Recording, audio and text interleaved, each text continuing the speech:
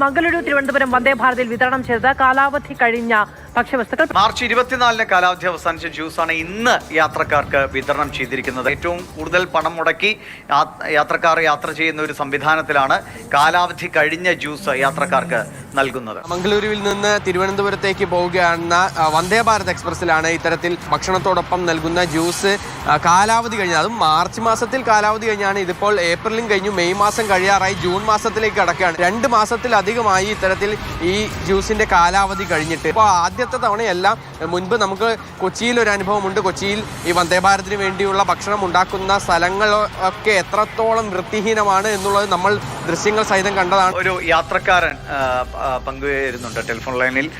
അദ്ദേഹത്തിന്റെ പേര് വെളിപ്പെടുത്താൻ താല്പര്യമില്ല. അങ്ങേക്ക് പറയാം എന്താണ് അനുഭവങ്ങൾ നേരിടുന്നത് എന്ന്. ഇവിടെ ഞങ്ങള് C5 കമ്പാർട്ട്മെന്റിലാണ് യാത്ര ചെയ്തത്. ഇതിന്റെ അകത്ത് സപ്ലൈ ചെയ്ത ജ്യൂസ് 2 മാസത്തോളം പഴകിയതാണ്. അപ്പൊ അവര് പറഞ്ഞപ്പോ ആദ്യം തന്നെ അവരെ ഡബ്ബയൊക്കെ എടുത്തുകൊണ്ട് പോകാൻ നോക്കി. പിന്നീട് യാത്രക്കാരുടെ പ്രതിഷേധം ഉള്ളത് കൊണ്ട് അവരത് മാറ്റി. ഒരുപാട് പേര് ഓൺലൈനായിട്ടൊക്കെ കംപ്ലൈന്റ് ചെയ്തിട്ടുണ്ട്.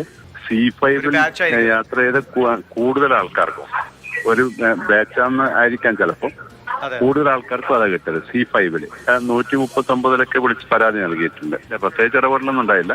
ഇവിടെ നിന്ന് TT ഒക്കെ വന്ന് അന്വേഷിച്ചിട്ട് പോയി, അത്രേ ഉള്ളൂ.